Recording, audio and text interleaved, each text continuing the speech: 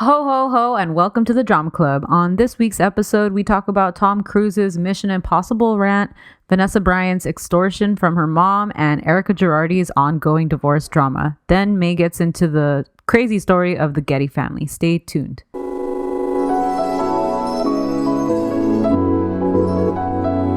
What up, fam? It's good, y'all. Feels good, right? Good, right? Yeah, I know it, dude. And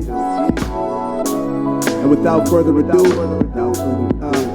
we broadcasting live from CA to NY. That she was like, my mom said she thinks your baby's going to be cute. And I said, he better. I'm returning him. Fuck that. Store credit only. Yeah, fuck. Where you get store credit for? The sex store or your health insurance? I'll take it. They'll take it from the sex store. You get a refund on your health insurance. What is this sweater you've got on? Oh, I don't know. It's just a house thing. I like it's long. Thinks it's cozy. You know what else? I'm in my office. I have the signed Clayton Kershaw Dodger ball. Wow. This is probably like his first year. I don't even think he had won any of his Cy Youngs yet. That's what I was going to say. They should sign, when they sign, they should put the year on it. Yeah, he didn't put shit. It just says whatever. And it's all, I never put it in like a box or anything. Mm-hmm. So it's all like just rolling around right here on my desk. I used to have one when I was a kid of, it wasn't like actually signed, but by them, but it had like all of the signatures printed on it. And I like those. And I remember keeping that one in one of those things. And I was like, for what though? That's cute. Because you're little. Yeah. You don't know. Have you watched anything good? No, because I've been watching Christmas stuff. So, like, yeah, Home Alone is good. But, I mean, I hope y'all have seen that shit already. I watched Die Hard the other day. That shit was still as good. But also... Breaking news. Home Alone. Die Hard is all right.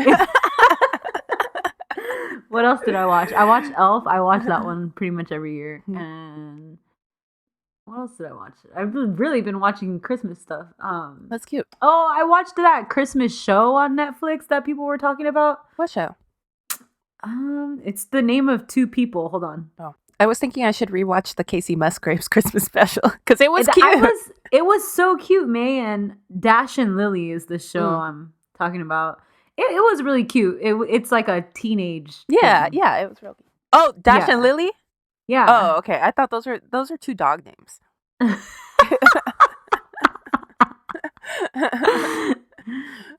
You know who's the main boy? He's from Euphoria. He's the skinny white boy who likes the thicker Mexican girl in his class. Yeah. Timmy Chalamet. Yeah, basically, yeah. He's the main boy in that, and he's cute. Is he Dash or Lily?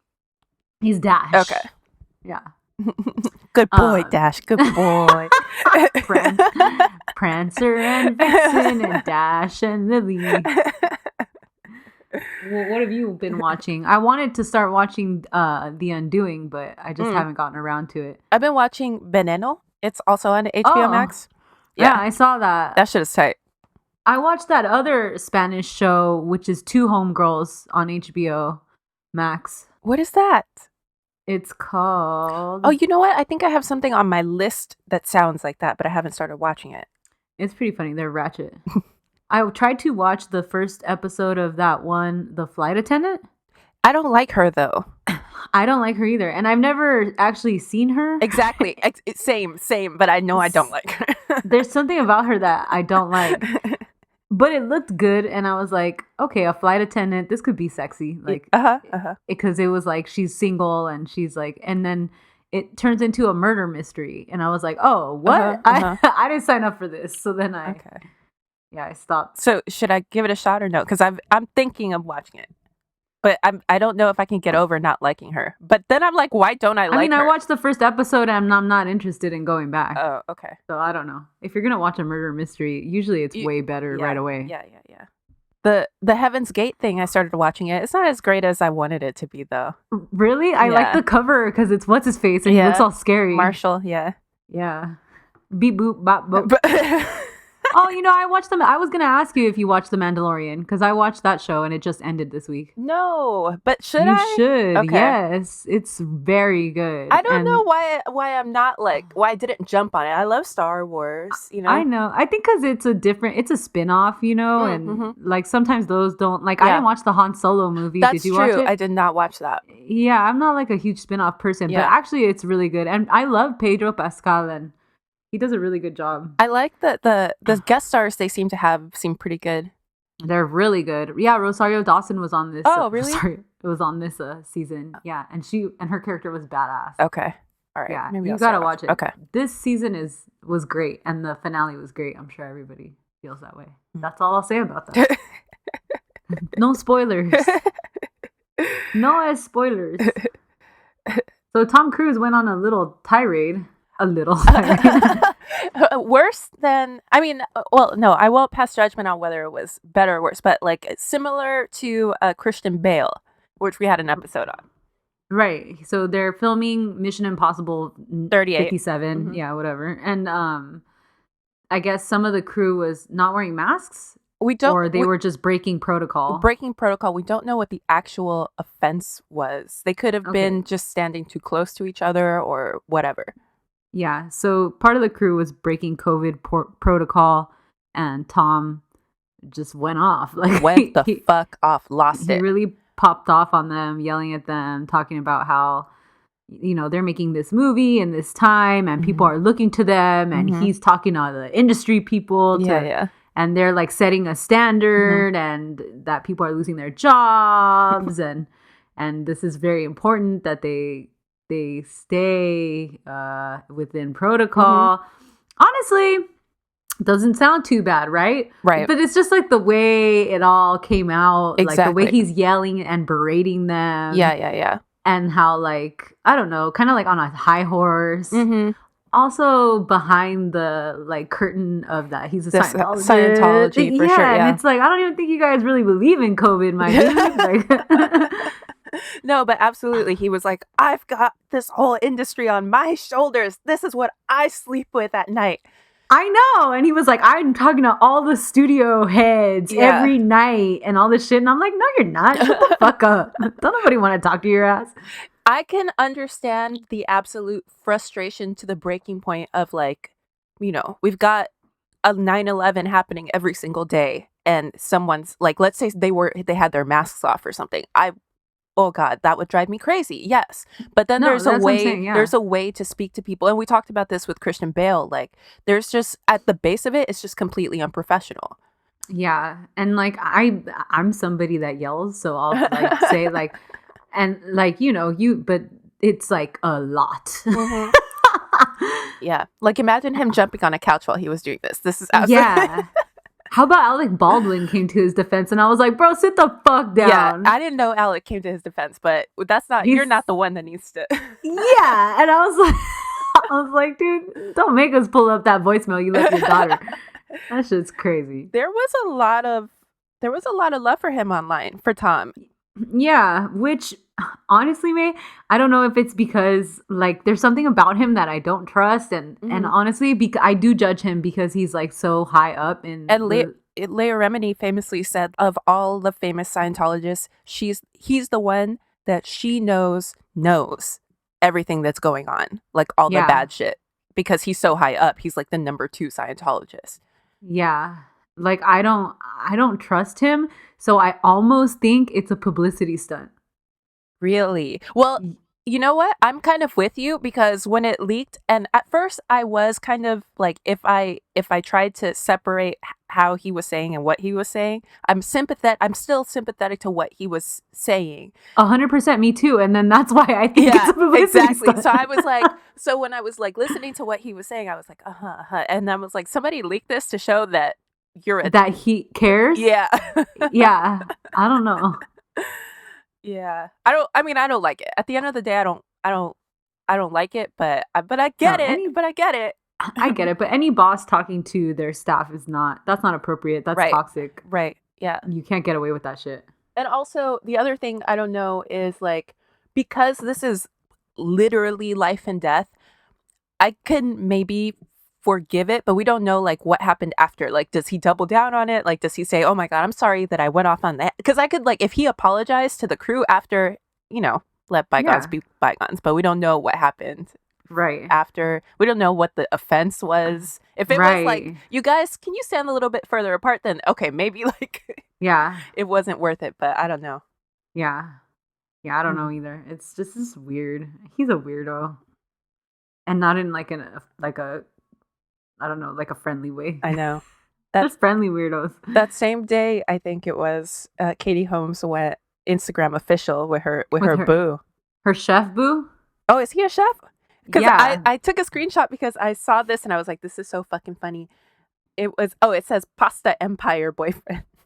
It's weird to me that she's all out with him when she was so hush-hush with But I guess that Jamie Foxx. Because he's Jamie famous Foxx. Also, because that's like... Exactly. Yeah. So I'm sure Jamie had some say in that also, which I love that. Yeah. Yeah, me too. So mysterious. I actually really liked them as a couple together. Me too. I was like, damn, that's badass. Yeah. Because I think he's kind of like too much and she's not enough. So I think like it elevates both of them. Yeah, exactly. Yeah, it made me think higher of him for being, attracted to a woman like her and her similarly. Yeah. For being too attracted to a man like him. I like Jamie Foxx. There's something about him. He's likable. I just want him to like chill. Like I hope. Yeah, he's too much for you. I like him in movies, but then like if you ever see him like in a sketch or something, I'm like, oh my God, like calm down. I think he seems like a good time. Oh God. Ali Larter was another big thing this week. Oh, that's right. Ali Larter. Dude, a woman who I remember Ali Larter from Drive Me Crazy. Okay, do you remember that movie? Yeah. Is and that she was young as fuck. Renier and yes, and Sabrina the Teenage Witch. Melissa Joan Hart, yeah. And Ali Larter. And I remember like, God, she's like gorgeous. Yeah. And then her career never really took off. Like I think of her always as Legally Blonde. Yes, also, That's like my basically only reference of her for the most part. And she's barely in that one. Mm-hmm. Yeah, and then, I don't know, it just, like, nothing happened, but look. Yeah. Anyways, so Ali Larter, it came out that, what fucking show is she on? Heroes with Milo Ventimiglia and he's so hot. Hayden Panettiere launched their careers. So co-star on that show, Leonard Roberts, who is a black man, said that she mistreated him on set, and then it also came out that she refused to do any intimate scenes with him on the show. Who played her husband. Right. So he then credited her basically like everything she said and like her refusal to act with him intimately on the show as like the reason that his character was so short-lived. Yeah.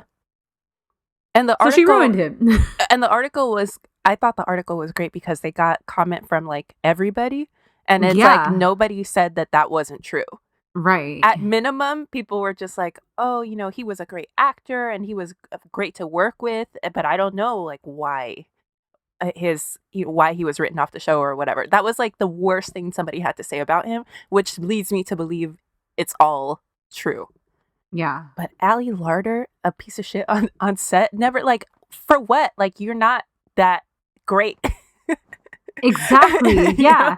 And like, why would you pull it? But see, this is like the problem, and this is like systemic racism, right? Yeah. Like the white women have that kind of pull, even if they're not like a high level celebrity. And that was one of the most biting statements in that article too, that one of Leonard's co-stars were like, come on, dude, they're always going to pick the hot white woman over you. And it's like there's not a million of them. Right. And like it was set, that statement was said on set like it was like nothing, like just just a passing comment. Yeah. So she issued an apology. She did.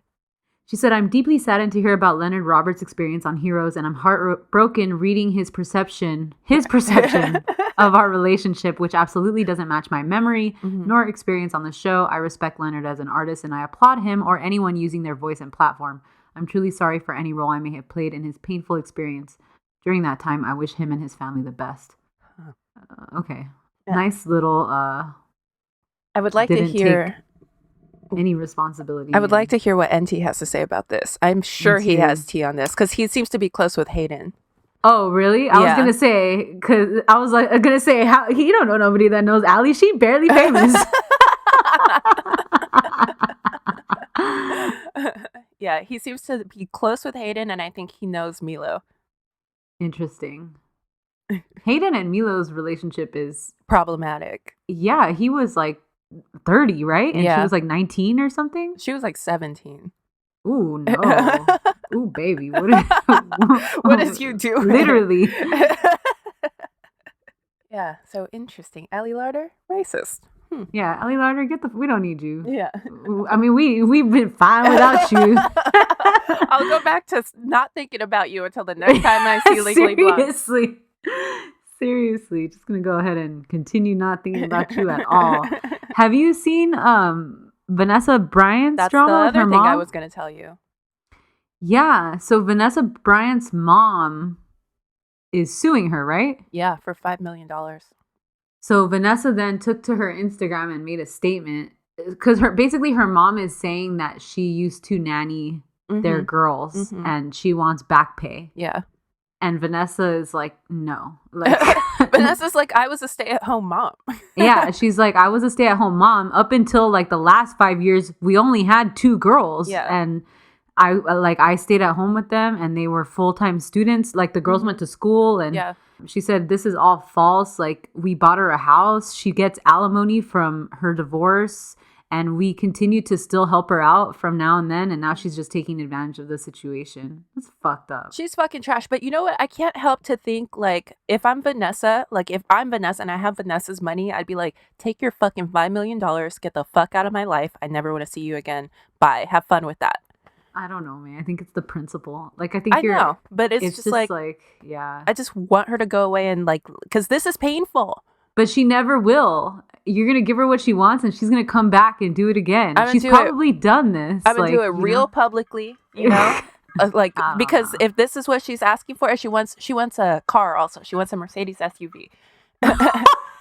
$5 million in a Mercedes SUV. So I'd be that's one hell of an extortion right there. I want $1 million and a RAV4 and I want pizza delivered on Friday at 6. Those are my demands right now. Unmarked bills. I would want. This is what I would do. I would get one of those big ass bows like from the Lexus commercials. Put that shit on the car. Go on Instagram Live and like, look everybody. This is what she wants. Here it is. And then just like make it rain on the car. $5 million. Now go away forever. You got what you asked for. Goodbye. Nah, I think you're giving her too much credit. She's not going to go away forever. She's going to say, oh, she didn't give me exactly that money. We didn't write anything down on paper. These people are ghetto, man. Yeah. That shit's crazy. I knew she was ghetto because she made her initial demands earlier this year on like Primer Impacto. Yeah, remember she got interviewed like with a quickness right after Kobe passed away? Mm-hmm. That's fucking disgusting and despicable. Mm-hmm. You're a fucking scoundrel. Yeah. How do you fucking sleep at night even? How about I took care of my grandchildren. Like, do you have to wrap them in this? Like, right, because you should probably do that for free, honestly. I know. Like, what? I mean, they bought you a house. Like, you can't babysit it every once in a while. Like, that's what Vanessa said. She was like, if anything, she watched them like on occasion, like any normal grandparent. Right. Imagine like every time we stayed over at our grandparents' house or something, they were like, okay, give me my money. Fuck. My grandma would have been rich as fuck. Yeah, that shit's crazy. That's sad. I feel bad for Vanessa. She don't deserve this right now. And I know. That's fucked up. The only other thing I have is still Erika. I know. I'm like every single day I'm looking at Erika Jayne. What's happening? What's going on? Okay, so we talked to you guys about this maybe last week. Honestly. Maybe every week. Yeah. Erika Girardi, who's Erika Jayne on The Real Housewives of Beverly Hills for the last like 3 seasons now, I guess. who, like we said, was married to Tom Girardi, a like powerhouse class action attorney in Los Angeles. The Aaron Brockovich. The Aaron Brockovich guy. Yeah. The Aaron Brockovich dude. They're going through a divorce, and he's involved in like these heavy lawsuits from his clients. She posted and then deleted with the quickness some screenshots from like a 2015 Motorola phone. Yeah. No, that's generous because it was definitely like, it was pre-smartphone phone. Yes. It was a flip phone screenshot. For sure. Somebody said LG chocolate. Remember that one? Yeah, I forgot about that one. Who was the music person in that video? Was it for Usher? That phone? No, it wasn't Usher. It was somebody who was hot for like a second. Like a rave type. Yeah,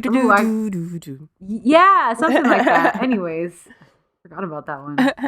Okay, anyway, so she posted screenshots of texts from somebody who she says is having an affair with her husband, basically saying like, oh, I need you to pay for the plastic surgery. My sax bill. Yeah, my sax bill. Like, you know, that I want to hook up. I want ready to have sex. There was a butt. There was a butt, a jean butt pic. Yeah, that's it, pretty much, right? Yeah. Yeah. And she was like, this is the bitch that's having an affair with my man. She said, but it's a judge, Justice Bigelow, who's like an appellate court judge in California. She's like, was fucking my husband. He was paying her sax bill and paying her plastic surgery. Oh. And I didn't know that Gavin Newsom had appointed Tom to help pick like the upcoming judges. Yeah. That's messy. This is so bad. But so Tom and Erika do a lot of fundraising for politicians. So that like they have a lot of pull in the legal community. So she posted that, then deleted it. It's fucking messy. I don't know, dude. It's like really bad. Yeah. Ugh. And now Tom is trying to claim that he's mentally incompetent. His lawyers are trying to claim.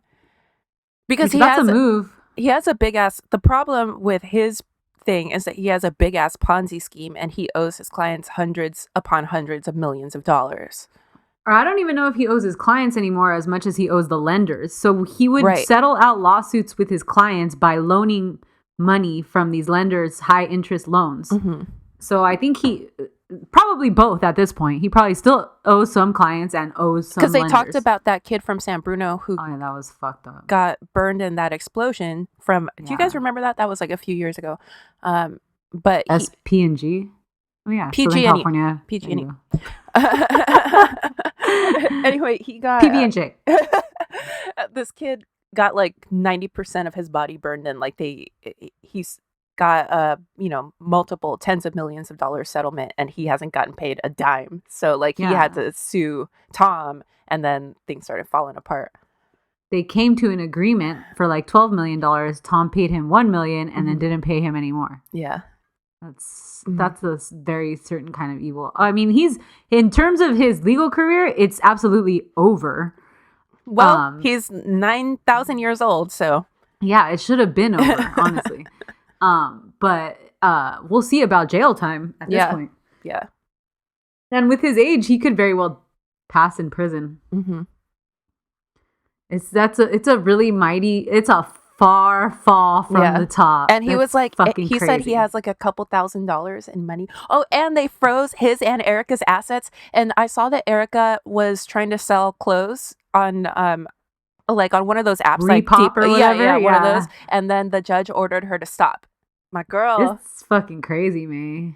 You need money for Uber? I'll send you. I'll Venmo you, Erika.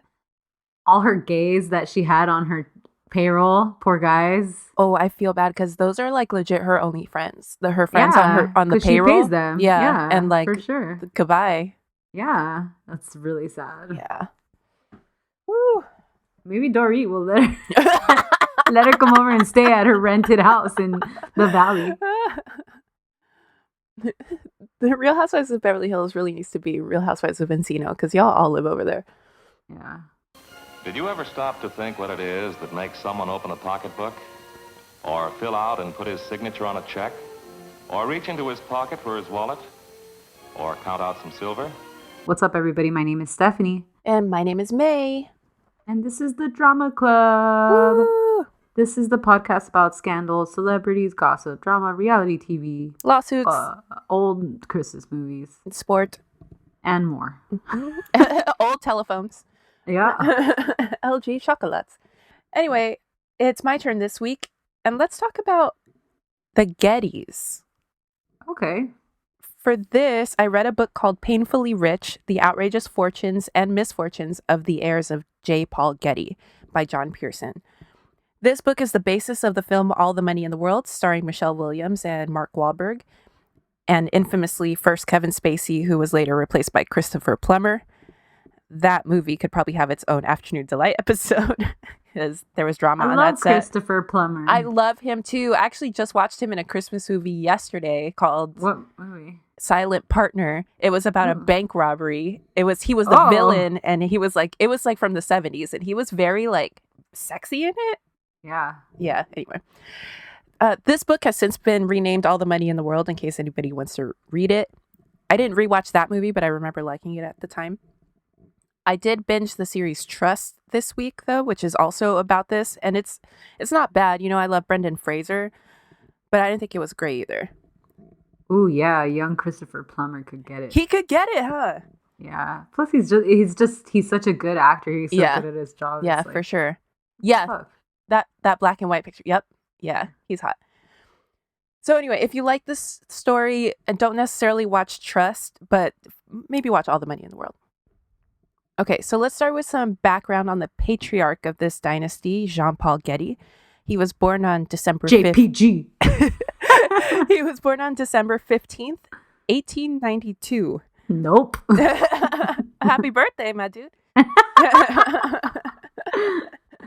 What are you, 200 today, sir? Tom Girardi was his childhood schoolmate. Okay, anyway. And he was a strange son of a bitch. I think to understand somewhat why he was the way he was, we need to know a little bit about his parents, George and Sarah. They were certainly a power couple in the 1800s. Get this. So they met in college in Michigan, where George was studying to be a teacher. He asked Sarah to marry him, but she was like, no offense, I've got bigger aspirations in life than what a teacher can provide. Ooh.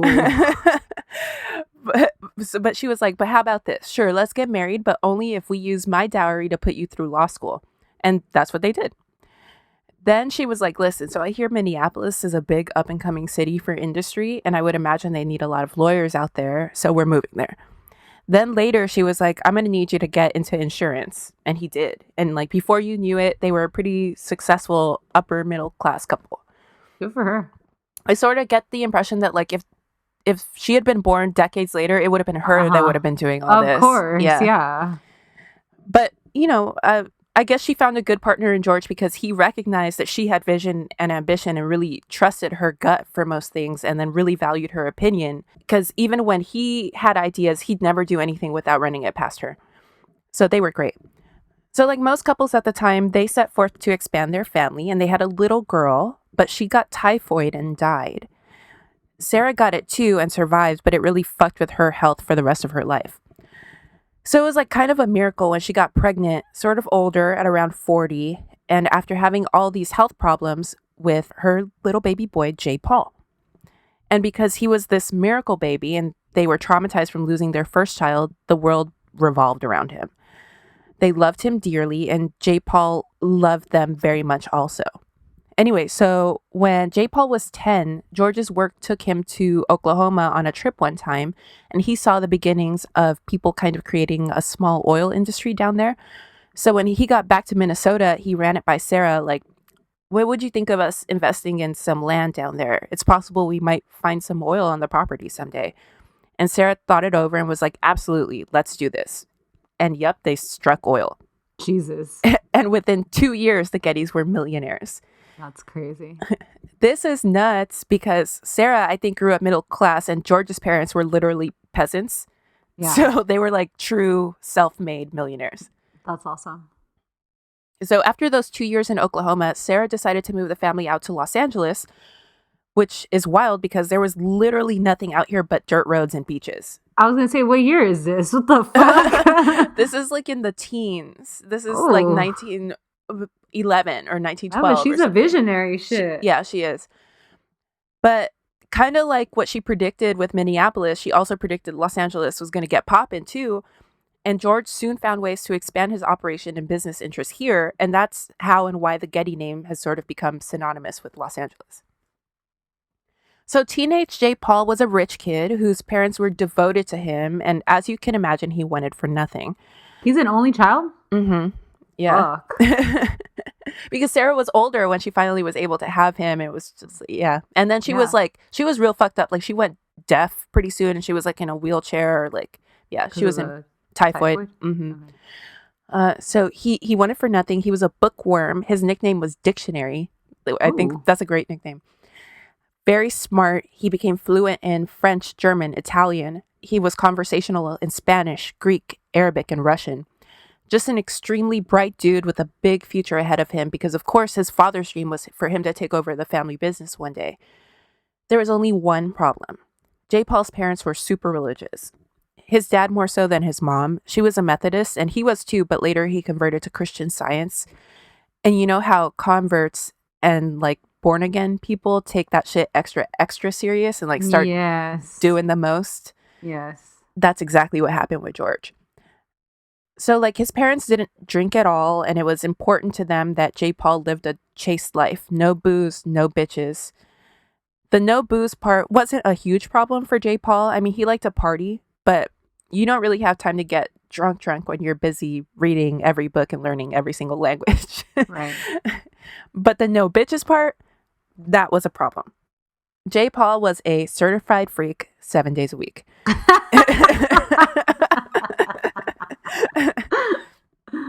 This man had what I'd guess... Everybody has a vice, dude. Exactly. If it's not drinking, or if it's not like a little bit of a few things, you're going to go all in on one. Exactly. Yeah. Nobody's that pure. Well, his parents were. No, they weren't. They had something. You don't know. Typhoid. Yeah. Greed. No, his parents actually weren't greedy. Like, they had, a nice car and a nice house. And, like, they were good with that. Like, that's cool. They weren't, like, crazy spending money or anything. Okay. So, this man, J. Paul, I guess, had what we'd call an insatiable appetite for women.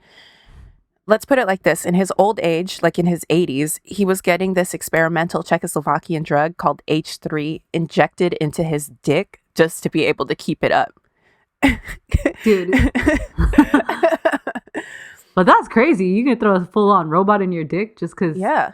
I mean, you can't not, like... Well, in his case, he had like 4+ live-in girlfriends in the fuck rotation. Like, yeah.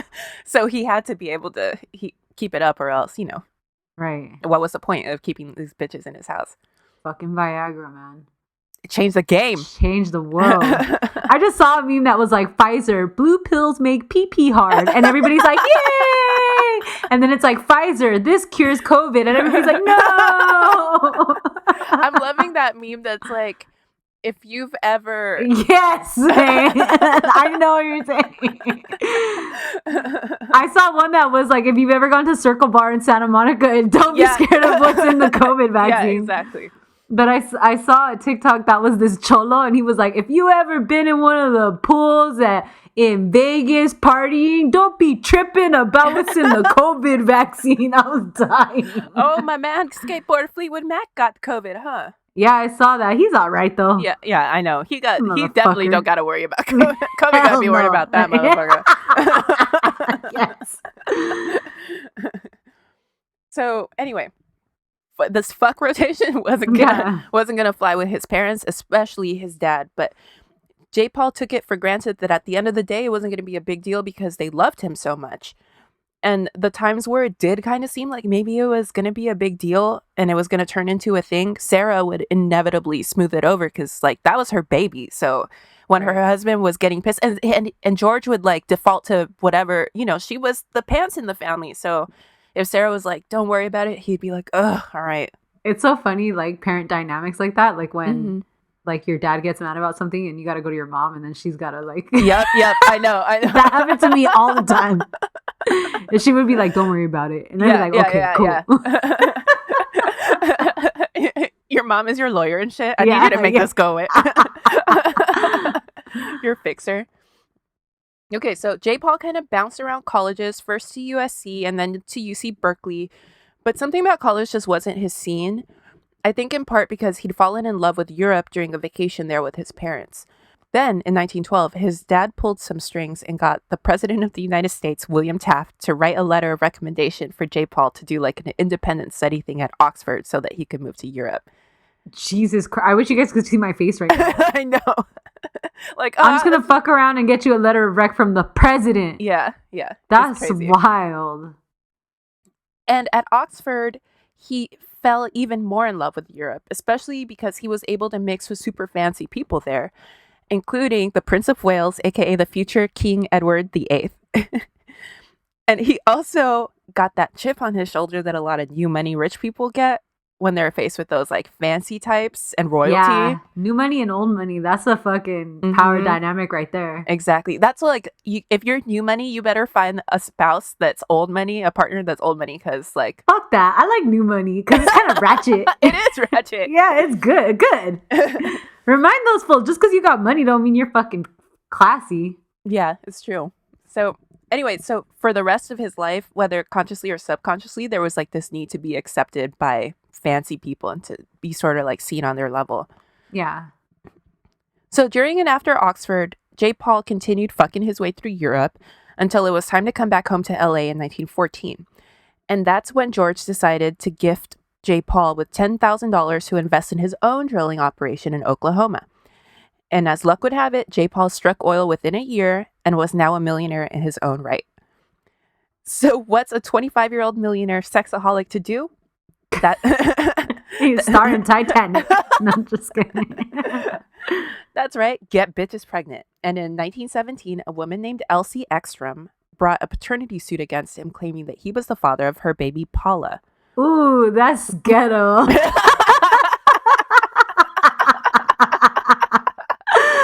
Paternity suit. This fool's going on Mari and shit. That's real ghetto. Look at her nose, Maury. Look at her nose and her name, Paula. That baby was Paula Abdul. Okay, so like the Getty lawyers, of course, smeared her as a well-known promiscuous whore in the press and in front of the court. But at the end of the day, J. Paul settled with Elsie to the tune of $10,000 to get out of town, and neither Elsie nor baby Paula were ever heard from again. For $10,000, I mean, $10,000 was a lot of money back then, but still. Well, he took $10,000 and flipped it into becoming a millionaire. Yeah, right? So, yeah. Is he? Is it Meek Mill's girlfriend? Oh no, it was oh my god, Jeezy. Gucci Mane. Gucci Mane, yeah. Is J. Paul Gucci Mane's like girl? 60,000 when he went into prison, and she like had $5 million. Yeah, good for her, man. Yeah, that's badass. So both J. Paul and the press never really thought about this incident, but George Getty certainly made a mental note about it. Meanwhile, J. Paul was proving that he was crazy good at business. His personal fortune continued to grow into the multiple millions of dollars, along with the millions he was making for the family company. So he seemed like he was in a great position to take over for George when the time was right, especially because George had a stroke. So J. Paul had more responsibility than ever, and George seemed like he would want to retire soon. In 1923, 31-year-old J. Paul fell in love with a 17-year-old girl named Jeanette. Okay, Milo Ventimiglia. There you go. And he married her with the quickness in Cuernavaca, Mexico. Hell yeah. When he brought her back to LA to meet his parents, they were ecstatic because they figured that this meant that J. Paul was settling down. Plus, they loved Jeanette. Like, she just seemed like really tight. Mm-hmm. And everything seemed cool at first until Jeanette got pregnant. Basically, as soon as she had the baby, a little boy named George Getty II, after J. Paul's father, J. Paul was disgusted by Jeanette, disgusted with marriage, and disgusted by the notion of being a father. Wow. So he left his wife and baby and kept fucking around. At the divorce proceedings, Jeanette says that he smacked her around and threatened to kill her. So needless to say, that relationship was like over. But before the divorce was finalized in 1926, our boy J. Paul got married again to another 17-year-old named Aline in Cuernavaca again. Needless to say, because he was still legally married, the second marriage wasn't legal. Okay. But also within 2 years, both Aline and J. Paul regretted the marriage and amicably separated. But Papa George Getty continued to collect the receipts. Ooh. Mm-hmm. Something's coming. There's a little, crumb for you guys. J. Paul had abandoned his wife and son, was an adulterer and a bigamist to boot. This was not fucking good. Even Sarah started to publicly wonder if her son had been, quote, taken over by the devil. Ooh. That boy got the devil in him. Then, in 1928, wouldn't you know it, 36-year-old J. Paul met another 17-year-old girl in Vienna named Adolphine. And again, married her in Cuernavaca. So he did it like in the 20s. This was just his like little routine. Yeah. You meet a 17-year-old, get married in Mexico. Meet a 17-year-old, get married in Mexico. Mm-hmm. Maybe get divorced. Oh, right. Yeah, maybe. Again, George and Sarah hoped that this meant that J. Paul had turned a corner when Adolphine came to live in Los Angeles, because once again, she seemed like a really great girl and they loved her. But then, once again, as soon as Adolphine gave birth to their son, Ronald Getty, a year later in 1929, J. Paul abandoned his wife and child. And that turned out to be the last straw for Papa George, and unbeknownst to anyone, he essentially wrote J. Paul out of his will, and Papa George died the next year. All right, so get this. Papa George left 2/3 of the Getty Company to Sarah, as well as almost all of his $10 million fortune. J. Paul was left only $500K and the remaining 1/3 of the company. Oh, wow. So as of this moment in 1930, Sarah is the boss and J. Paul is big hurt. It was a huge public slap in the face. And according to our old friend, maybe murderer Klaus von Bülow, go look up his episode if you forgot about him. Yeah. That episode is the one with the helicomas in it. Anyway, Klaus was J. Paul's right-hand arm man. And he says that basically from that moment on, the goal and obsession of J. Paul's entire life was to make and hoard enough money to sort of exact revenge on his father. Like, George didn't think that his son was worthy enough to run a business or be in charge of a fucking fortune while fucking every bitch in sight. So now J. Paul was going to do everything in his power to fuck all the bitches in the world and straight up make all the money in the world. For what, though? Like, he's dead. He's never going to know. It's just these men. Yeah. Dude. Yeah. I feel like a lot of our episodes could be just like, men. Yeah. Like. Meanwhile, he fucked with the wrong one when he abandoned my girl Adolphine and baby Ronald. Because Adolphine's dad was this big-time prominent doctor in Germany. Like, he was like the Dr. Fauci of Germany. Okay. So he had hella pull over there and was also very, very wealthy. So Adolphine's dad was like, you and the baby come home to Germany and we're going to sue the fuck out of that piece of shit. Good. And J. Paul, not one to back down from a fight, was like, okay, no problem. I got hella money. I could drag this shit out forever and bankrupt you guys. But I don't think he realized how determined Adolphine's dad was, because he really, really loved his daughter and his grandson. So this was personal. Like, it doesn't get more personal for this. So he was like, I got time. Also, litigation was all happening over there in Germany, where J. Paul just didn't have the same kind of pull. You can't call so the president. It was more costly for him. Exactly. So this case was dragging on for like a couple of years. Meanwhile, J. Paul continues to make more and more moves that grow the company while trying to convince his mom to relinquish control of the business. More on that in a minute. How old is his mom? She's like 60 something. She's like real old at this point. Real old because, not because 60 is that old, but because she had been in such poor health for condition. Yeah. So I'm sure that J. Paul would have made good on his promise to bankrupt his estranged wife's family, prolonging that court battle, if not for the fact that at 40, he met another young lady that he wanted to marry, a 21-year-old aspiring actress named Anne. And Anne got reggaeton. Nice. So J. Paul, eager not to have... You know what's weird, though? He seems to pick, like, really cool women. Like, all of these women seem to be, like, very nice, smart, bright women. Like, he never It's funny because I wonder if he ends up not liking them, too, because his parents like them so much. I don't know, because he did love his parents. And he did, like, seek their approval. Yeah. But maybe you're right. I don't know. Look at what fucking Prince Harry? No.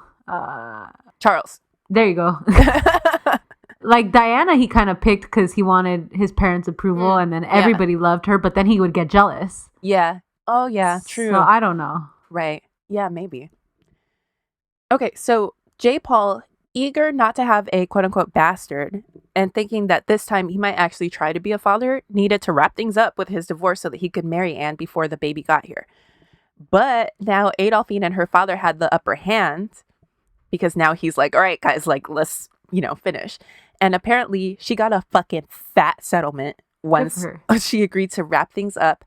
So unfortunately, it was settled after baby John Paul Getty Jr. was born in 1932, which I guess mattered for some reason. And J. Paul held a fucking grudge against Adolphine, her father, and his own son, Ronald. Oh, no. Which would have huge consequences. Let's put a pin in that for later. Okay, so J. Paul did end up marrying Anne, but you guessed it, he largely abandoned her and Paul Jr. It seems like Anne was busy trying to get her own career off the ground at that time, so I don't think she took it hella personal that J. Paul wasn't around, because she was busy, and she was like, okay, he's a businessman, he's busy. Right. Yeah, because she ended up getting pregnant pretty much right away again with the quickness. And the year after Junior was born, another son, Gordon Getty, was born in 1933. Okay. And J. Paul bounced again. This time, though, Anne saw the writing on the wall and realized that J. Paul was like a real-life scumbag. Especially because J. Paul kept proving to be cruel, on top of everything. Not only was he not around, but when he was around, he was really cruel to her and to the kids. When they were in Italy and she was still pregnant and ready to pop with baby Gordon, J. Paul forced her to do this hike/climb on Mount Vesuvius with him. What? Yeah. And I think that was the moment where she was like, he's a sociopath. Monster, yeah. Oh my God.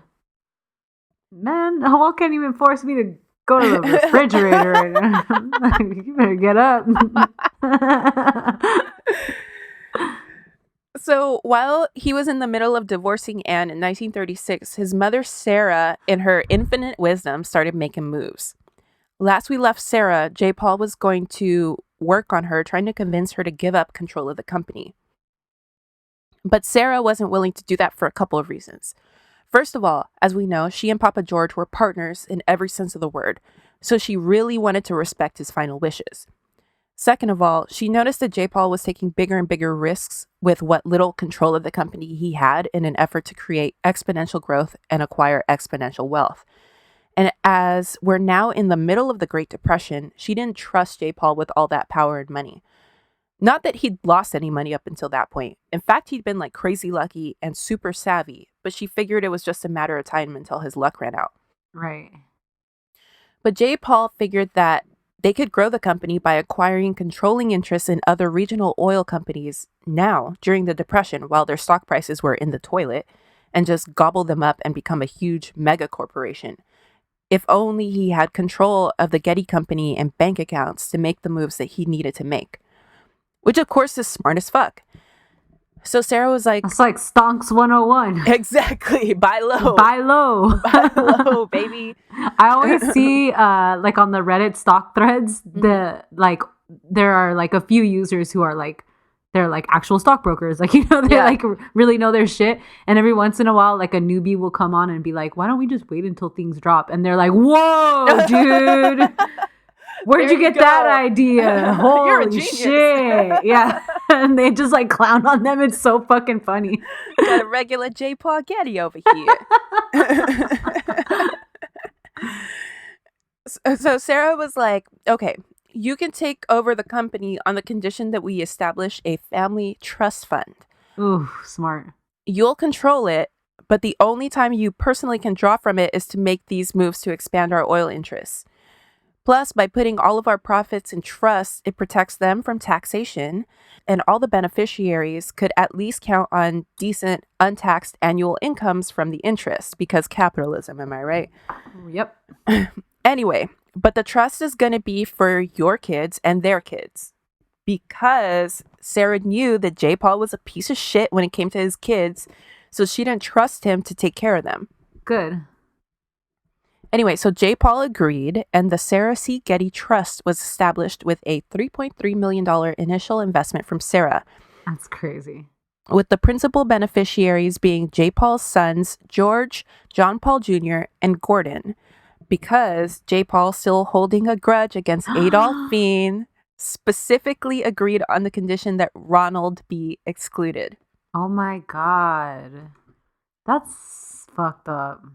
He's a baby. Like, he has like what are they? He doesn't have anything to do with, and that's your child. Like, you know, whatever happened between you and his mom, like the baby has no fault in that. But he doesn't care about his children. He's like, I know. Yeah.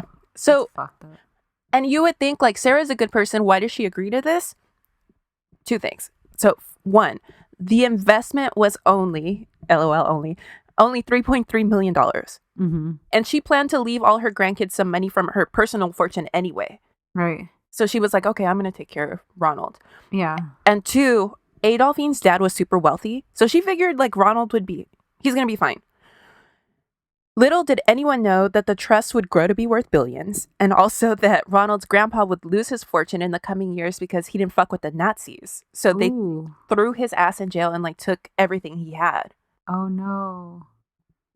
Yeah, so, and even though Ronald was disinherited over this petty shit, his future children wouldn't be, because the trust is set up for that generation of Gettys to be like the secondary beneficiaries, which somehow makes this an even more bitter pill to swallow for Ronald.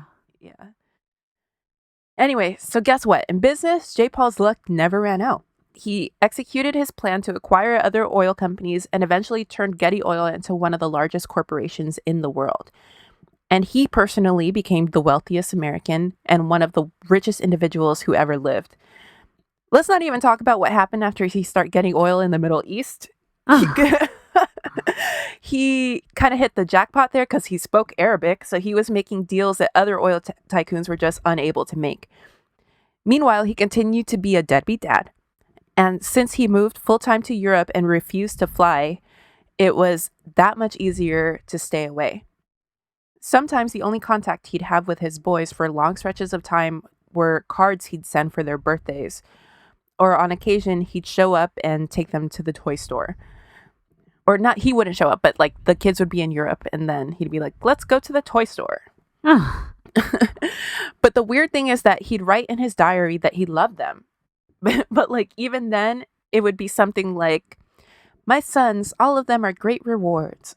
Or like, saw my beloved sons, Paul Jr. and Gordon. Paul is 50 inches tall. Gordon is 48 inches tall. They are lovely. And like, that was it. Okay. That was like the extent of what he thought about his kids. Paul Jr. says that one time he sent his dad a letter when he was like 8 years old to tell him that he loved and missed him and wanted to see him. But J. Paul only sent back the letter with no response, but with Junior's spelling errors corrected.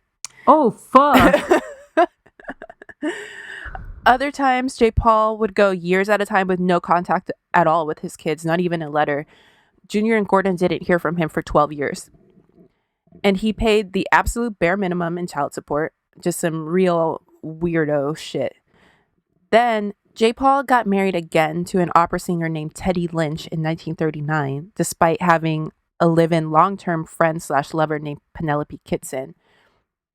Penelope seems really cool because she was like this crazy successful interior designer on her own, and so she didn't want his money or like care about his money, so she kept him at a distance. Like he was begging to marry her for years and decades, and she was like, nah, I'm good. Like, so good for her. So she's pretty smart, and she became like the most constant presence in his life, like more than his kids, obviously, because he doesn't fucking know his kids, more than any of his wives. She lived on like a little cottage on his property, and she became like, if his kids ever needed to contact him and he was ignoring them, like they would call Penelope. So anyway, his wife Teddy, they had a son named Timmy in 1946 that he was mildly more involved with, but just by J. Paul standards, meaning that he didn't try to pretend that he didn't exist. Okay. He actually couldn't, because Timmy was a sickly child, and more on Timmy in a minute. So now George came of age, and J. Paul actually reached out to him. He told him that as he was his heir, it was time that he took his place within the company and learned the business. And surprisingly, he did the same when Ronald came of age. It's like he didn't care about his kids at all until he figured he could use them somehow. Okay. But because he did care about dynasties, like he cared about his name because of like the royalty chip on his shoulder. And I think it was, I can't remember which one it was. Like, I want to say it was either Hearst or Rockefeller or something told him, like, you got to have sons. Like, you got to you got to have this dynasty. And he was like, I got sons. He wants to be old money. Mm-hmm. So yeah, that's like their whole thing. Yeah, exactly. Anyway, so now the two boys, George and Ronald, are working in the company, but then J. Paul started to play this sick game where he would pit them all against each other. Ooh, okay, fun. Because they don't know each other. You know, they're brothers, but like, yeah. Barely. Yeah. So as George, who was doing pretty well in the company, actually rose in the ranks, J. Paul would make him criticize Ronald, who was rising through the ranks in a different department, and then he'd make Ronald do the same thing to George. It was a shit show. Meanwhile, throughout this time in the 50s, sickly little Timmy was getting worse. It turns out he has cancer. And according to Teddy, J. Paul spent years scolding her for how much she was spending on Timmy's treatment. What? Until he finally died at age 12 in 1958. And Teddy divorced him that same year. Yeah. Wow, that's awful. She wrote her autobiography, and I think J. Paul was just like, he's gonna die. Like, why are you spending all that money on him? Okay. Mm-hmm. But Timmy's death kind of shook J. Paul to some extent, whatever that means to a man like him. He did feel grief, not that he went to the funeral or anything, but he was overcome with sadness and love for his son after his death. Okay. Like in his diaries, he was like, my sweet, beautiful Timmy. Who I didn't want to help keep alive. Yeah, exactly. Anyway, it did sort of spur him to stop ignoring his two surviving youngest sons. Well, okay. So by now, all the boys are married with kids except for the youngest, Gordon. And Junior had been trying to get his dad's attention for a couple of years because he married young to this great girl named Gail, and he just had a baby boy named John Paul Getty III. So he had this young family and was eager to join his brothers in the business. Since his dad had been ignoring him, he reached out to his brother George, who of course he barely knew. And George was basically like, go pump gas at one of our gas stations. Oh my God. So that's what he was doing when he finally got the call from Daddy to come out to Italy to discuss his future. And Junior takes along his wife Gail and young Paul. Gail is super smart and charismatic, and she hits it off right away with J. Paul. Also, J. Paul has like a weakness for women, so like you got like this like charismatic, beautiful young woman, and he was gonna marry her. Probably would have if she wasn't married to his son. Yeah. Anyway, and also J. Paul is weirdly enamored by both her and young Paul, who's just a toddler. Like he loved young Paul. And as luck would have it, at the hotel in Italy where they met to have lunch that day, a small semi-violent protest popped off just outside, and J. Paul, Gail, and young Paul, and Junior, had to sort of flee the hotel in a hurry to one of the family's other properties in Italy, where they were holed up for a while until things calmed down with the protests. Oh, wow. And during that time, they bonded a lot. Like, they were like a real family. That's crazy. Yeah. And J. Paul got super attached to the three of them, and they ended up spending the summer together traveling through the Italian countryside. Wow. So, because of that, he installed Junior as the head of Getty Italia in Rome, and he became something of the golden child. He also sent Gordon out to the Mid-East since he didn't have a family yet, and that post was like in the middle of the desert somewhere, so it was going to be like tough for, someone who had like a family to be out there.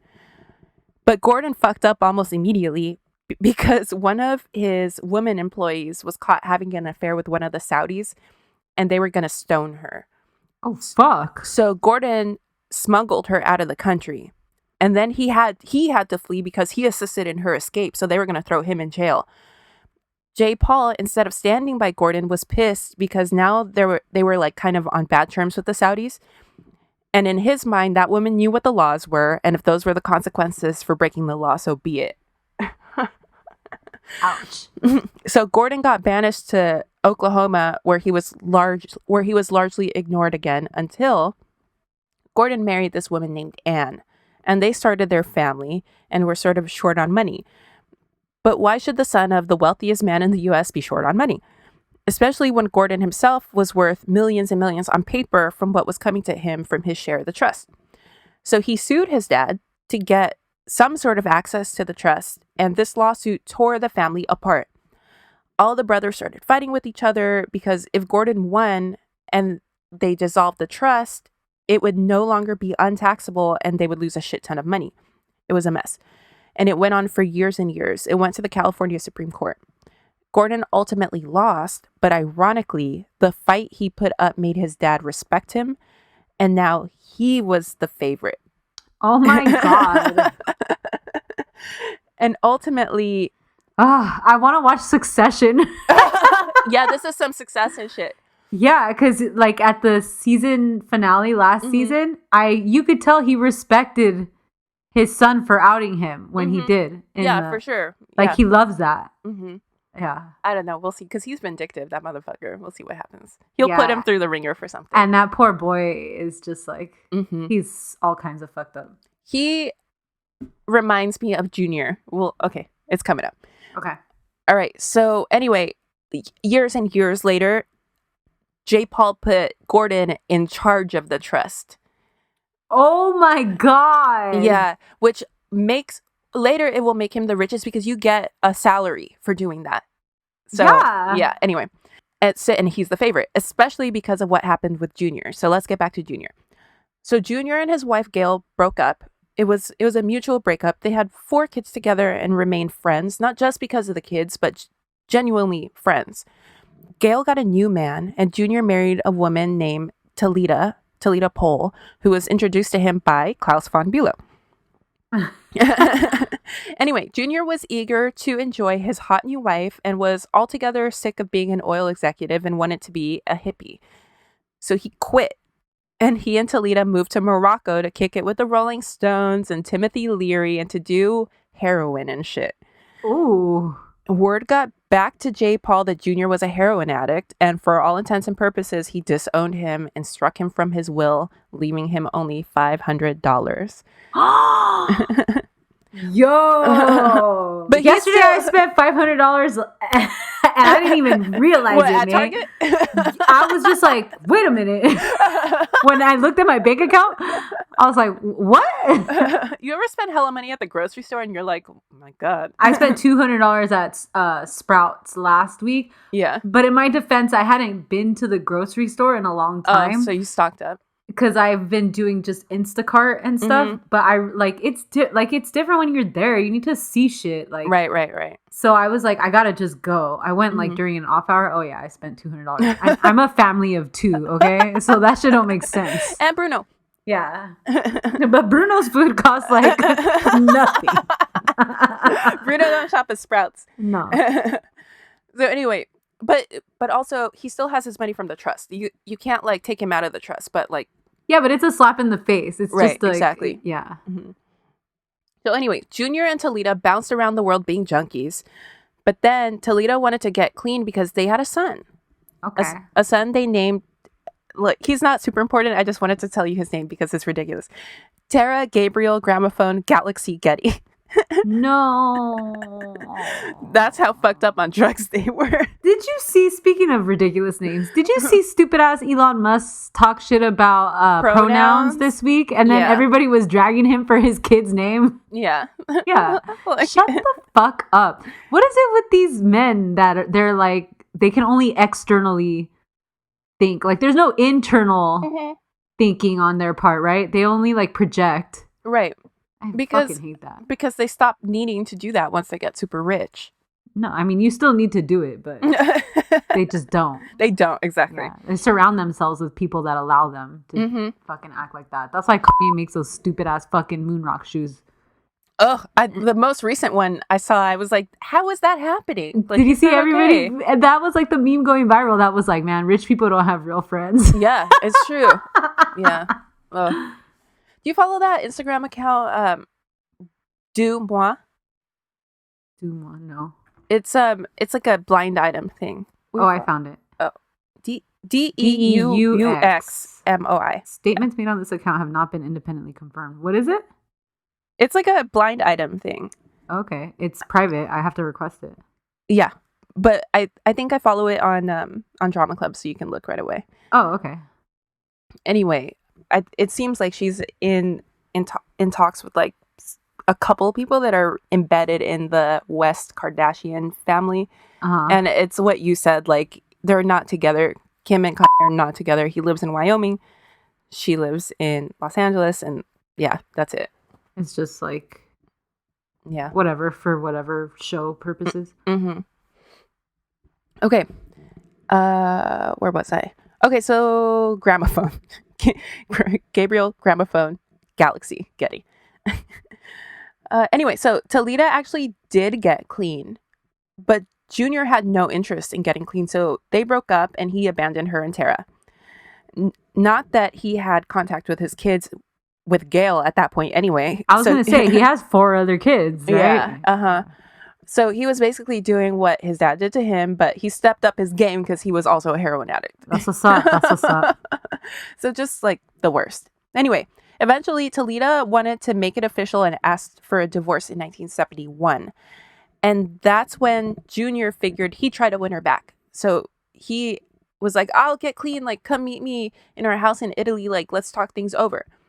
And Talita was like, okay, sure. Not because she wanted to get back with him, but because her lawyers were like, you want to make it look like you made an effort, like go meet him and talk about whatever like he wants to talk about. Right. So she goes to meet him at their house in Italy. One thing led to another. We're not sure what exactly, but Talita died of a drug and alcohol overdose that night. Oh my God. Very suspicious shit because she'd been clean. And she was there to begin divorce discussions with him because he wasn't clean. So anyway, Junior had to get the fuck out of Italy and literally could never go back in case someone decided to arrest him. Right. I think that does happen though, right? Like people who have been clean for a long time, when they use again, a lot of the time they have an overdose because right. They try to use the same amount that they were using and yeah, they can't. Right. But it just seems strange because I mean, then she wouldn't have broken up with him, you know? I guess. I don't know, dude. I mean, you're an addict. You're always an addict, even if you're sober. Yeah, it's true. Anyway, the death of Talita broke Junior, and he spiraled even deeper into drug and alcohol abuse. He was just like feeling really guilty. He felt like he was haunted by Talita. He loved her. And yeah, it was just bad for him. And he was a fucking mess. He became a recluse with a death wish. Oh, fuck. Gail actually took his and Talita's son, Galaxy Gramophone. Yeah. Wow. I think he was great. He was like 2 years old. He was a baby when his mom died. And, you know, Gail is a fucking boss. Yeah, that's wonderful. She was like, he belongs with his family. So she just like took him. What an angel. Yeah. Meanwhile, J. Paul's firstborn, George, is running the California side of the business. And J. Paul is back to being an asshole. As George described it, quote, the Getty successes were my dad's and the failures were mine. As like you can imagine. Mm-hmm. And J. Paul was becoming increasingly hostile towards his son, not bothering to hide his contempt or even his hate. As a result, George started spiraling with drugs and alcohol too. Oh. And in 1973, in his Bel Air home, he took a bottle of sedatives, washed them down with alcohol, and stabbed himself with a barbecue fork. By the time his friends broke down the door, he was in bad shape. But because he was the son of the richest man in the United States, they didn't take him to the nearest hospital, UCLA, because they figured it was too high profile, and instead took him to what they figured was a more discreet hospital farther away. But it took too long to get there, and he didn't make it. Oh my God. He died at age 49. May. Yeah. Once again, J. Paul was overcome with grief for a dead son that he didn't care about while he was alive. Whose amounting pressure probably had some or most to do with Most to do with it, probably. Yeah.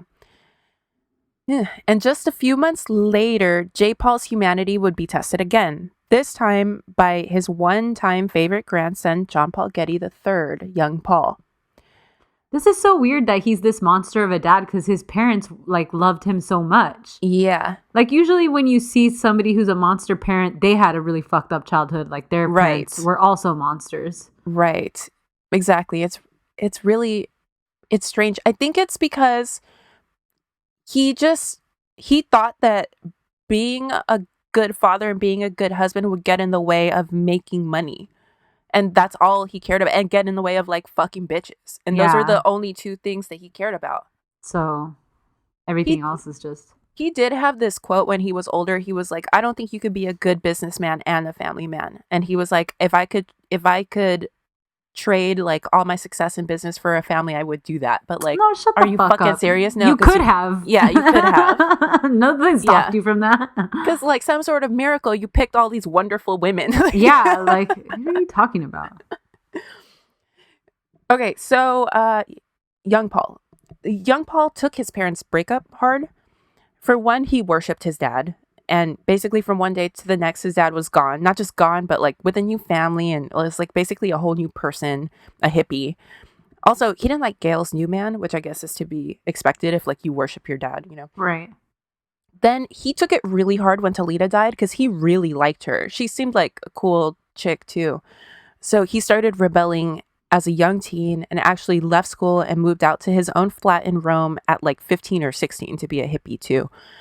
Gail figured he kind of needed his space and she didn't think too much of it. And they were pretty close. Either he'd come home for lunch most days or she'd go drop off food for him and his little girlfriend. So like, sure, maybe it was out of the ordinary, but things could be much, much worse. Right.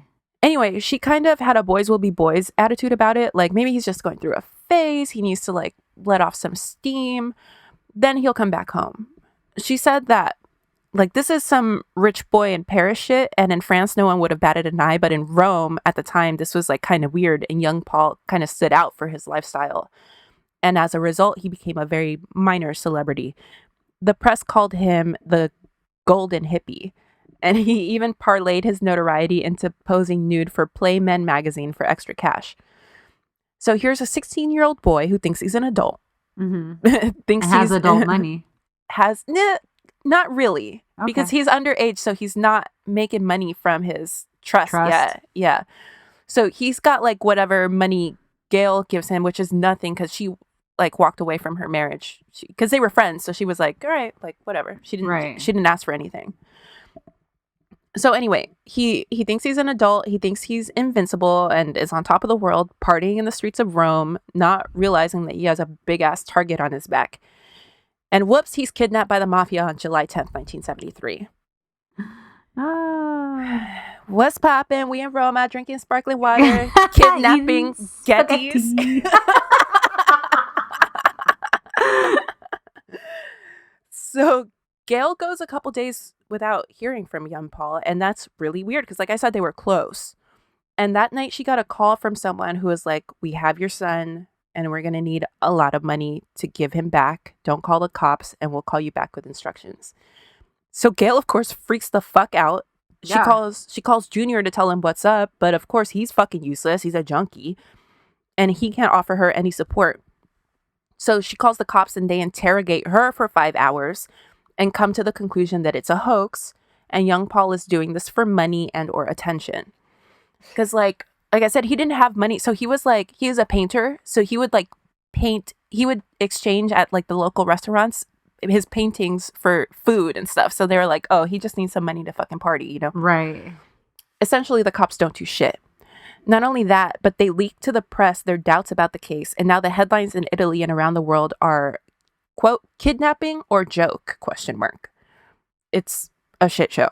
So now the mafia gets fucking pissed because they think the Gettys are using their influence to manipulate the media and turn this into a joke. Meanwhile, Gail can't even get into contact with any of the Gettys. They're not taking any of her calls. Wow. She's literally on her own. The mafia sent word to the Italian press that they're asking $17 million for young Paul.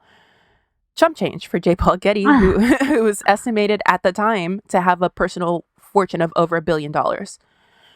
But J. Paul speaks to the press and makes it clear that he won't pay a penny for any ransom, ostensibly because paying a ransom would put the rest of his children and grandchildren at risk for kidnap. I mean, I hear you. Yeah, but still, what are you going to do? Yeah. Like, they're already at risk, honestly. Yeah, like, right. It's like, I'm surprised this didn't happen before. Yeah. And J. Paul himself had been very, like, he, at this point, is somewhat of a recluse, like, because he'd been scared of kidnapping. Yeah. So he should know. Yeah. Yeah. Yeah, but he doesn't care. Also, J. Paul was notoriously cheap. Like, people around the world already knew that he had a payphone in his house, so the guests had to pay for their own calls. And he would respond to letters on the backs and in the margins of the letters that were sent to him so as not to spend on paper.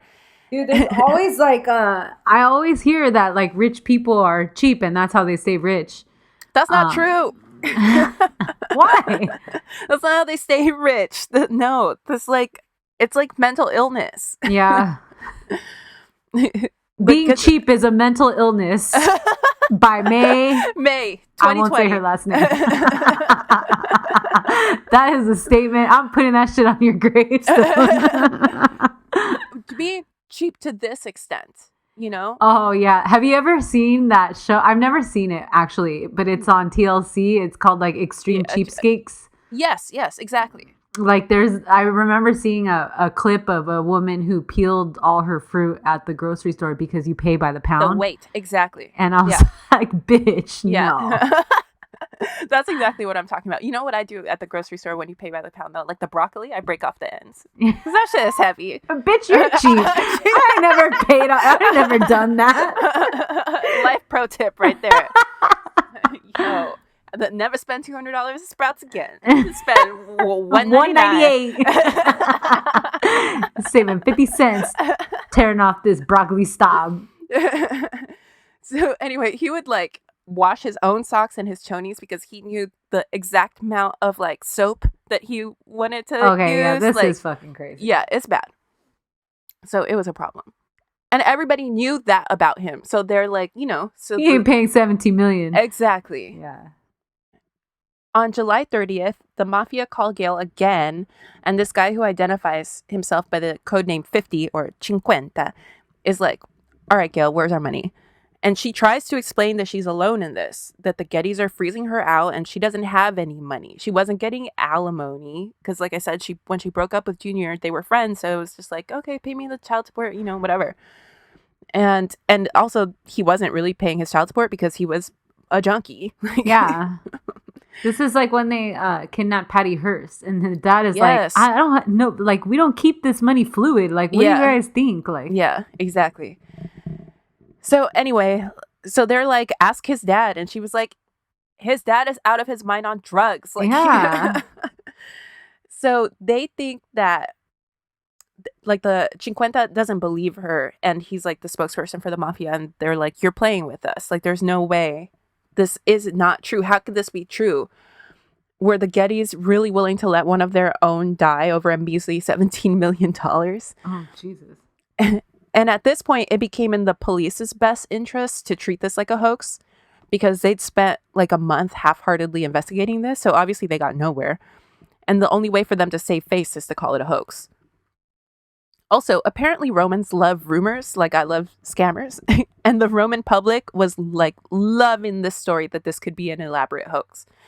And Junior started to believe it too, because then it took him off the hook and allowed him to go back to doing his drugs and just waiting for young Paul to show up safe and sound sooner or later.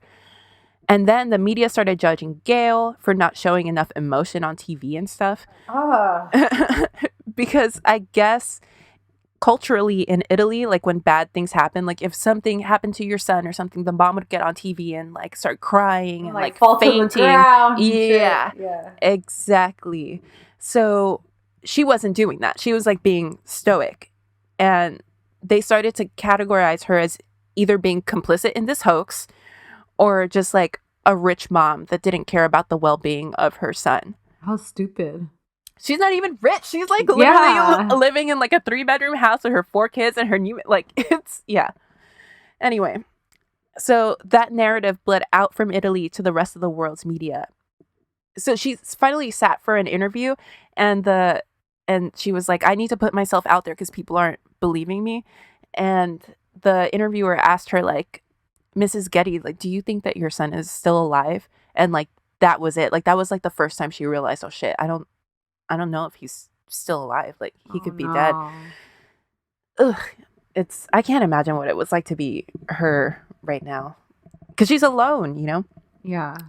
So she got her dad, who was a prominent judge in San Francisco, and who J. Paul actually respected, to put in a word to J. Paul on her behalf. And finally, J. Paul agreed to send one of his employees to Italy to help Gail. This dude was an ex-CIA, and his name was Fletcher Chase. This is Mark Wahlberg in the movie and Brendan Fraser in the series. Chase becomes the intermediary between the mafia and Gail, and also between the police. But this just makes the mafia mad, and they get frustrated that they seem to be getting nowhere. So they start to treat young Paul very badly. Like, up until then, he had a radio. He was just like in a room by himself somewhere. But they took his radio away. They sold him to a different mafia family because, like, they're like, this is going on for a long time. Like, this is getting riskier and riskier. So they sold him to a different family because they were just like over it and the risk was getting too high.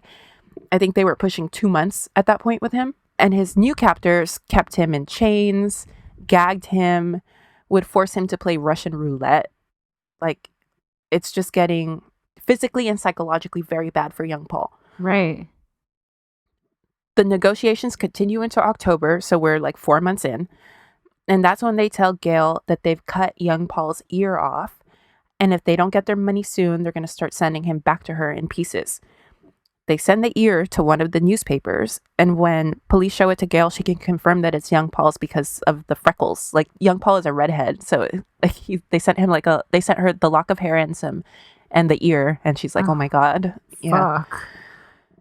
So Gail realizes like it's up to her. No one is gonna help her. So she sends a personal letter to President Nixon begging for help, and Nixon sends an FBI lawyer who had familial ties to the region to try to negotiate. And like within 5 minutes of landing in Italy, that dude got the ransom lowered to $3.2 million. Like, you just needed somebody to like come and do something, you know? Right, yeah. Meanwhile, things are really, really bad with young Paul. His wound got infected. He got pneumonia. Oh no. They pumped him full of penicillin to try to treat the infection, but he was allergic to penicillin. So he was about to go into anaphylactic shock. He's definitely not going to make it much longer. That's when Cinquenta called Gail to tell her what was up with him, genuinely sounding worried that the deal wouldn't happen in time. Because then it's like, yeah, I mean, you know, it's over. It's over. So anyway, so then Gail calls her dad to like call J. Paul, and J. Paul finally like takes the call, and he agrees to pay $2.2 million, which was the maximum that was tax deductible. Oh my god. And lend Junior the rest, the other million, at 4% interest. Lend him at 4% interest. And then his liaison Chase would make the drop. And finally, on December 15th, J. Paul Getty's birthday, after 5 months, young Paul was released. And he was traumatized, to say the least. And after all that, later that day, when he called to thank his grandfather, J. Paul wouldn't take the call. Like one of the great scumbags of the world, I think. God damn. Both Gail and young Paul had major PTSD. Young Paul would have to take hella drugs to be able to sleep, even for just like a few hours a night. They both had nightmares. Young Paul would wake up screaming on the rare occasions he could sleep. Oh no. He ended up marrying like the girlfriend that he was sort of living with when he got kidnapped. Okay. Her name was Martine. So he married her very quickly after he was released. But there was a clause in his trust that if he got married before a certain age, I think like 25, he wouldn't get any of his annual income from the trust. Oh, fuck. And Martine had just had their baby, a boy named Balthazar, who famously had a big messy affair with Sienna Miller. But anyway. Oh, yeah. Balthazar Getty, yeah. But anyway, young Paul was broke, depressed, traumatized. Also, he became an addict during the kidnapping because they were plying him with brandy every day just to try to keep him warm. Yeah. Because he was like outside in chains for months. And like, yeah, so he became like an alcoholic. And then like when he got out, he couldn't sleep. So like now he's like a drug addict and an alcoholic. I feel so bad for him. It went really bad for him. Oh, it's fucked up. So he has all this shit working against him and he's still super young. Meanwhile, people seem done with J. Paul at that point. Good. Just like the bad press, like the world just wasn't having it with him. His longtime lover Penelope left him. He opened the Getty Villa as a museum in Malibu to display some of the art that he spent a lifetime collecting, and the museum got trashed in virtually every important media publication. This is the old Getty Museum, by the way, not the new one. He'd just gotten his third facelift in 25 years at age 83, and it somehow made him look even older. Oh, no. Finally, it seemed like his good luck streak was ending. He tried in his last years to reach out to his family members, and he was more successful with some than with others. But he died in 1976, shortly after that last facelift, essentially alone. Sure, there was hella money in the trust, so I guess he was successful in that it was the only thing that he cared about. Yeah. He left most of his personal $1 billion fortune to his museum, and the trust itself had over $2 billion in it at that time. By the 80s, Junior and Gordon were making $28 million a year off the interest alone, each. Wow. And since their brother George was dead, George's equal part was being split by his $3. The Georgettes is what the family called them. Cute. And of course, Ronald made nothing from it, despite his dad promising him for decades that he'd make it right and make sure that he was taken care of. Wow. But his dad did leave him $320,000 and named him the executor of his will, which paid a fee of $4 million. He ultimately sued the museum and the trust to try to get his part, but that case was settled for just $10 million. Junior, I was gonna say, it sounds pretty like airtight. Like, yeah, exactly. Yeah. It is airtight. It was set in stone back when you were a baby that you weren't gonna get shit. How are you gonna try to? Yeah. Yeah. I feel bad for him. Me too. That's fucked up. Junior, meanwhile, was still a big-time drug addict and was in and out of rehab. His daughter with Gail, Eileen, married Elizabeth Taylor's son, Christopher Wilding. Oh, damn. Young Paul tried his hand at acting to try to make ends meet, but realized that he had to quit drinking to do it well. So his doctors put him on drugs to be able to function. I'm sorry. Hollywood! Welcome to Tarzana, baby. That's where Balthazar was born. Yeah. So anyway, he accidentally overdosed in 1981. Oh, fuck. He survived, but he had a stroke and fell into a coma. Oh, no. Klaus von Bülow in the comas, dude. After a few weeks, they told Gail that there was no hope, but Gail is an amazing woman. Like, she just refused to give up on him. Mm-hmm. And after 2 months, he actually woke up. And that's awesome. But he was blind and paralyzed. Oh, fuck. The whole time he was in the hospital, she tried to get in contact with Junior, and he wouldn't come see him or even help to pay the hospital bills. That guy really went off. Yeah. That's crazy. Mm. Gail had to sue his ass to help with the $25,000 a month that it was costing to keep young Paul alive. And the judge destroyed Junior from the bench in his decision, forcing him to pay. Good. He said that Junior should be, quote, ashamed of himself for spending far more money on court obligations than living up to his moral duties. Good. Bill Newsom, a judge and close friend of Junior's, and also father to our current governor, Gavin Newsom, said that he was dumbfounded by Junior's behavior because he personally knew that Junior owned single books in his personal library that cost more than it would have taken to take care of his son for years. Fucking asshole. But it seemed like Junior was repeating the pattern of behavior that he did when young Paul was kidnapped. Like, if he pretended that it was fake and that Gail was trying to scam him out of $25,000 a month, then maybe young Paul really wasn't as sick as they were telling him. He's just trying to justify doing nothing to himself. Yeah.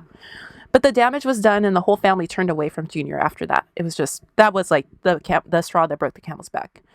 And that sent him into a deeper depression.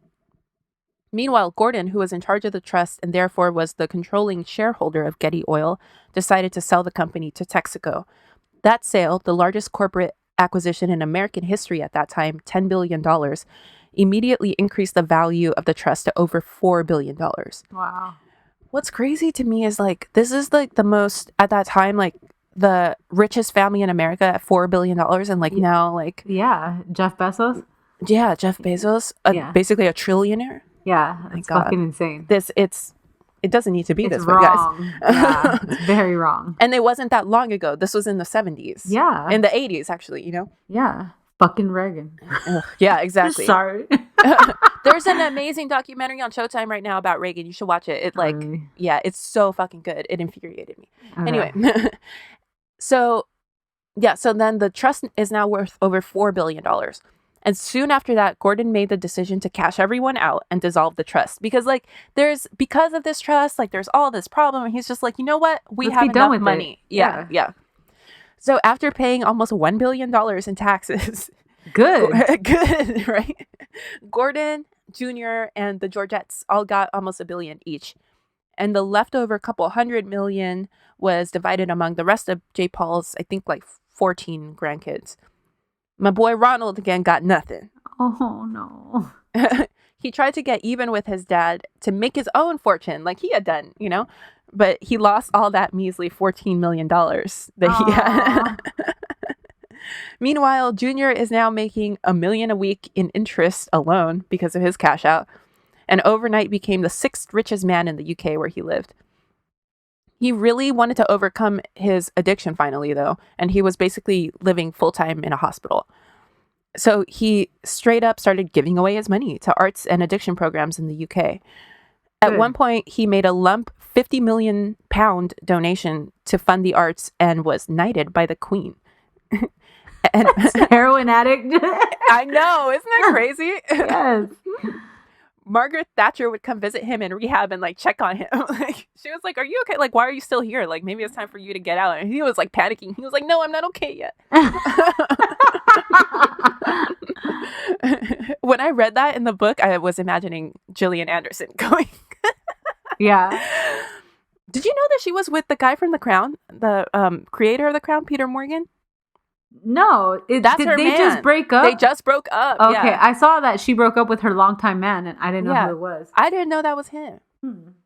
She could do. I don't care who it is. She could do better. She's a badass bitch. Yeah, she is. Anyway, Junior also paid $1 million for Klaus von Bülow's legal fees. Okay. And as we know, that went straight in Alan Dershowitz's pockets. In 1985, Eileen had given birth. This is Junior and Gail's daughter. Eileen had given birth and was suffering from severe postpartum depression, to the point where she was sleeping in Liz Taylor's bed with her every night because it was the only thing that comforted her. And this was during the peak of Liz's AIDS advocacy. So then Eileen came right out with it and told Liz that she suspected that she was HIV positive. Oh, wow. And Liz, being the president of AMFAR, the American Foundation for AIDS Research, sprang into action. The more I learn about Liz Taylor, like the more I love that bitch. She's amazing. She's wonderful.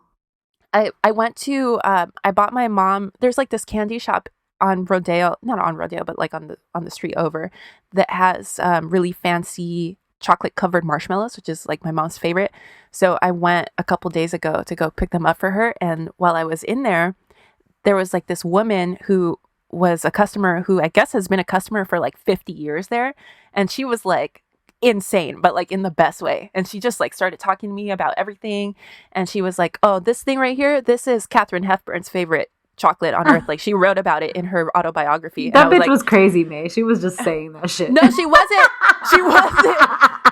She wasn't, because the guy behind the counter was like, "Yeah, that's why it's called Catherine's Turtles." Like, and I was like, "Oh, get me some of those." And he was like, "And then this thing over here is Liz Taylor's favorite thing in the store." And I was like, "Get me some of those." Like, you guys are speaking my language. Okay, anyway, so Liz Taylor's site. More of the story, Liz Taylor's site. Anyway, luckily, neither Christopher nor Andrew the baby were positive. It seems like Eileen had spent much of her rebellious late teens after her brother's kidnapping, just kind of like struggling to deal. That must have been very hard for the kids, for all of the family, you know? Right. So she spent all that time in the wake of her brother's kidnapping in early 20s, having unprotected sex and also dabbling with drugs. Liz took Eileen under her wing and really cared for her during that time, but Eileen's mental state continued to deteriorate, and she had a full-on nervous breakdown that required electroshock therapy. Oh, wow. She purposely became self-destructive and started abusing drugs heavily because, in her words, she thought it would be more acceptable to die of an overdose than die of HIV/AIDS. Oh, wow. Unfortunately, Christopher, who seems like a good dude, ended up divorcing her, I think partly to take care of their children and like take them out of a bad situation. And Eileen was in and out of rehab for years. In 1988, she met a dude in rehab that she wanted to marry, and they got married near her mom Gail's house in Santa Barbara. The day after they got back from the honeymoon, Eileen overdosed. She survived, but the marriage fell apart shortly thereafter. In the 90s, she developed full-blown AIDS, but because of the Getty money, she was able to treat it very aggressively. And she's been able to survive and became an advocate. Wow. Junior died in 2003 at age 70. And it seemed like he had been clean since the 80s, but he'd suffered from poor health ever since. Just because that was years and years and years of abuse to his body. Young Paul died in 2011 at 54 from the long-term complications of his accident in 1981. Wow. We could get into more about the wild things that the Getty money has funded, but we'd be here all day. Yeah. From art to anthropology, music, fashion, Sienna Miller. I could go on. So let's leave the story of the Getty Dynasty here for now. Is there a moral? There are a lot of morals in this story. I don't know. Yeah, I mean, it's just amazing. What a family. Right, yeah. What a legacy. Not the one that they wanted. Exactly, yeah. Money can't buy you happiness. Money doesn't buy you class, a name. Yeah, exactly. Yeah. I mean, it did buy them a name, actually, but... Especially here in California, it's amazing. At what cost? Yeah, at what cost? Was it worth it? Yeah. There's a lot also about Gordon and his wife, Anne. They're, big-time philanthropists. They're crazy. It's not... I mean, it's interesting, but it's not scandalous. Right. So if you guys want to look up Gordon and Anne Getty, there's a lot there. It's crazy. Good job, man. That shit's wild. Yeah, crazy. We need one of... That's like that meme of that dude from It's Always Sunny in Philadelphia where he has all the strings on the wall. Yeah, exactly. There's so many. And they're all named John Paul Getty. So I know. I kept getting... I was like, Jay, hold on. The second, the third. Yeah. It's fucking wild. Well, guys, that was this week's episode. Hit us up on Instagram and Twitter at Drama Club Pod and on the website, dramaclubpod.com. On the hotline, 505-539-0556. Merry Christmas! Hey! Happy holidays! Happy Hanukkah! Happy Chanukah! Did you see that video? No, that's funny. Somebody asked Smokey Robinson for a cameo, and he was like, "Hi, it's Smokey Robinson here. This is from John Paul Getty to your friend Gail, and it says to wish you a special Chanukah." I don't know what that means, but I'm gonna say it. Happy Chanukah for Smokey Robinson. That's what's up. So happy Chanukah from the Drama Club. Hey, hit us up next week for our new episode. Bye, guys. Bye. However, whatever with your helmet.